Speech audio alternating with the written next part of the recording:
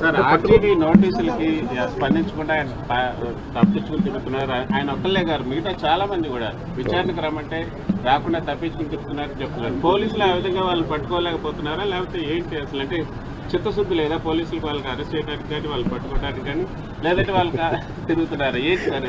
Let the police do their job, let me do my job. నా పని నేను చేసుకున్నాను, వాళ్ళ పని వాళ్ళు చేయాలి కదా. గత గవర్నమెంట్ లో అయితే ఎక్కడున్నా అవునా? చెప్తున్నారు వాళ్ళు ఢిల్లీ నుంచి కూడా పట్టుకెళ్ళిన సందర్భాలు అలా అనిపించట్లేదా ఇప్పుడు? అంటే మీకు ఇప్పుడు చంద్రబాబు గారి మీద నందిగామలో దాడి చేసిన వాళ్ళు సింపుల్ గా కోర్టుకు వెళ్ళి వచ్చి మేము బయటకు వచ్చేసామని చెప్పి కాలర్ ఎగరేసుకునేటువంటి పరిస్థితి కనిపిస్తా ఉంది. సో ఎట్లా అంటే నేను ఒకటి లా అండ్ ఆర్డర్ హోమ్ నేను చేయట్లేదు. సో మీరు ఇది అడగాల్సింది మీరు ముఖ్యమంత్రి గారిని అడగాలి. కూటమి ప్రభుత్వం కాబట్టి కరెక్టే.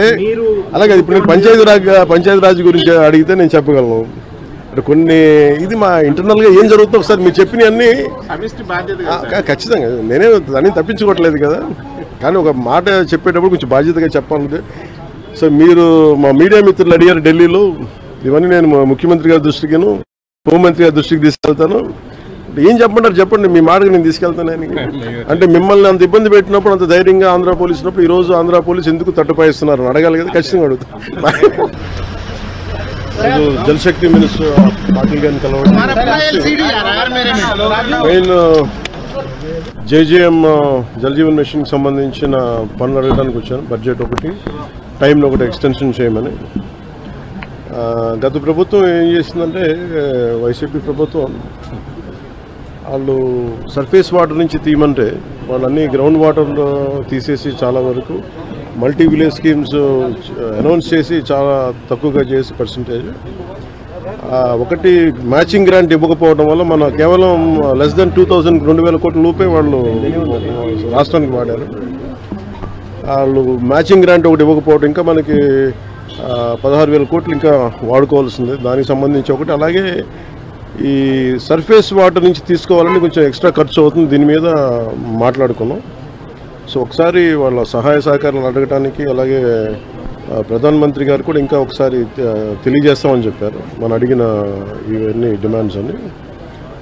వీటికి సంబంధించి వాడిని అడిగిన మేజర్ రెండు అంటే, ఒకటి బడ్జెట్ని ఇంక్రీజ్ చేయమని చెప్పాం, రెండు టైం జేజేఎంని టైం లైన్ ఇంక్రీజ్ చేయమని చెప్పాలి. అలాగా అది మనం 27 దాకా అడిగాం. అది ఇప్పుడు రేపు అన్ని రాష్ట్రాలకి ఇది అవసరం, పూర్తి అనుకున్న నిర్ణీత వ్యవధిలో అవ్వలేదు. అందుకని వాళ్ళు అది చేస్తానని చెప్పి అది ప్రధానమంత్రి గారు నిర్ణయం తీసుకోబోతారు. రేపు పొద్దున కలిసిన ప్రధానమంత్రి గారిని వారికి తెలియజేస్తాను. లేదు, నేను మాట్లాడేది ఇప్పుడు మన ముఖ్యమంత్రి గారే మాట్లాడతారు. లేదు, ఉన్నాయి, వాళ్ళు అదే చెప్తా ఉన్నారు, వాళ్ళు వాడలేదు. అందుకనే కదా ఈరోజు అంటే మనకి నైతికంగా కూడా బలం ఉంది. కాకపోతే ఏంటంటే గత ప్రభుత్వం చేసిన ఈ తప్పులన్నీ మనకి వారసత్వంగా వచ్చినాయి. అది వాళ్ళు చేసిన తప్పులకి ఈరోజు మనం మాట పడాల్సి వస్తుంది, మాట పడుతున్నాం. ఎందుకంటే ప్రజలకు ఇచ్చిన ఇది ఇంకొక ఆల్రెడీ మనం ఇంకొక 2-3 వారాల్లో దీనికి కంప్లీట్ డీటెయిల్ ఒకటి చేస్తున్నాం. జేజేఎంకి సంబంధించి డిపిఆర్ కూడా ఒకటి చేయాలి. ఇవన్నీ ఒక 2-3 వారాల్లో అయిపోద్ది అనుకుంటున్నాం. ఈరోజు అంటే మన వైస్ ప్రెసిడెంట్ గారిని కలుస్తాం సాయంత్రం. అలాగే రైల్వే మన మినిస్టర్ గారిని కలుస్తాం, ఫైనాన్స్ మినిస్టర్ గారిని మన నిర్మలా సీతారామన్ గారిని కలుస్తాం.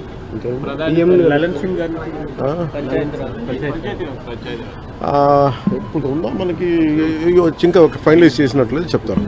ప్రధాని గారితో ప్రధానంగా ఏ అంశాలను ప్రస్తావించబోతున్నారు సార్? ప్రధానమంత్రి గారిని కలిసి ఒకటి జల్ జీవన్ మిషన్ మీద ముఖ్యంగా ఉంటుంది. అంటే ఎందుకంటే ప్రధానమంత్రి గారి కోరిక, అంటే ఆయన కళ ఇది, ప్లస్ ప్రతి ఒక్కరికి రక్షిత మంచినీరు ఇవ్వాలని, దానికి మేమందరం కమిటెడ్గా ఉన్నాం. అందుకనే ఒక మోడల్ స్టేట్గా చేయాలనేది ఆయన నా అభిప్రాయానికి తెలియజేయడానికి.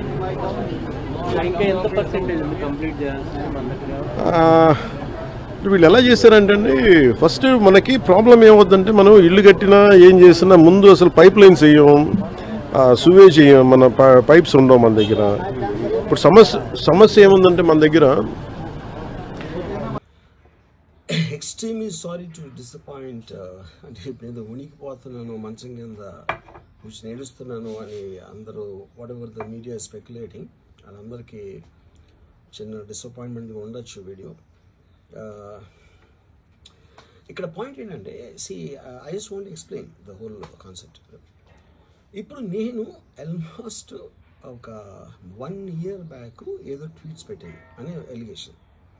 ఆ ట్వీట్స్ ఎవరో మనోభావాలు దెబ్బతిన్నాయి. ఇక్కడ విచిత్రం ఏంటంటే 1 year బ్యాక్ పెట్టిన ట్వీట్స్ 4 డిఫరెంట్ ప్లేసెస్లో 4 డిఫరెంట్ జ్యూరిస్డిక్షన్స్లో 4కి ఒకే 3-4 రోజుల వ్యవధిలో వాళ్ళ మనోభావాలు దెబ్బతిన్నాయి. వాళ్ళు ఆ పరంగా కంప్లైంట్ ఇవ్వడం, కేసులు పెట్టడం జరిగింది. ఇక్కడ పాయింట్ 1, ఎవరి మీద అయితే నేను పెట్టానని వాళ్ళు చెప్తున్నారో వాళ్ళకి లేదు, ఎవరో థర్డ్ పార్టీ, అసలు సంబంధం లేనివాడు. సో ఆ కాంటెక్స్ట్లో అసలు ఈ కేసు ఎలాగా, ఈ సెక్షన్స్ ఎలా వర్తిస్తాయి అనేది అప్పుడు ఆబ్వియస్గా నాకు వచ్చే అనుమానం కానీ, నాకు కానీ నా మనుషులు కానీ, ఇది ఒక పర్సిక్యూషన్ చేయటానికి ఒక పద్ధతి ప్రకారం ఉన్న అలౌబుల్ లాస్ని వాడుతున్నారా, లేకపోతే ఇప్పుడు వరల్డ్ ఓవర్ ఒక ఫినామినా ఏం జరుగుతుందంటే పొలిటికల్ పార్టీస్ వాళ్ళు they are weaponising the systems of the police. అది అమెరికాలో జరుగుతుంది, యూరోప్లో జరుగుతుంది, ఇక్కడ కూడా జరుగుతుంది. అప్పుడు నేను ఏ ఒక్క వ్యక్తిని, ఒక పోలీస్ ఆఫీసర్ని కానీ, ఒక పొలిటికల్ పర్సన్ కానీ నేను బ్లేమ్ చేయట్లా. I think it happens in certain ఒక ఏమంటారు దాన్ని, ఒక వే. అది అందరూ కూడా ఎంతో కొంత అది చేయటానికి టెంప్టేషన్ ఉండొచ్చు. But eventually there is the law of the land which will take the final call. So అది that I completely agree, believe in that and I abide by that as a citizen. So ఇప్పుడు ఇక్కడ జరిగింది ఏంటి, నాకు ఒక notice వచ్చింది, నేను ఒక రిప్లై ఇచ్చాను, ఫలానా తారీఖు నేను వస్తాను. అప్పటికి నాకు జరుగుతున్న పని ఒక ఆన్గోయింగ్ స్కెడ్యూల్ ఉంది కాబట్టి, నాకు ఫిల్మ్ వర్క్ ఉంది కాబట్టి అవ్వలేదు. అండ్ ఇట్ ఈస్ వేరే ప్రొడ్యూసర్కి చేస్తాను, ఆ ప్రొడ్యూసర్కి నష్టం వస్తుంది కాబట్టి నేను మళ్ళీ టైం అడిగాను. ఇదేంటి కేసు, ఇదేం అర్జెంట్ కేసు అంటే 1 year తర్వాత ట్వీట్ చూసిన అతనికి 1 weekలో అన్నీ అయిపోవాలనేది ఏమన్నా మీనింగ్ ఉంటుంది అసలు దానికి? So which basically means it is being done for purposes other than the urgency of the case. ఇప్పుడు అర్జెన్సీ ఆఫ్ ద కేసు అంటే మీరు మర్డర్లు గేటర్లు ఇన్ని జరిగి సంవత్సరాలు తీసుకుని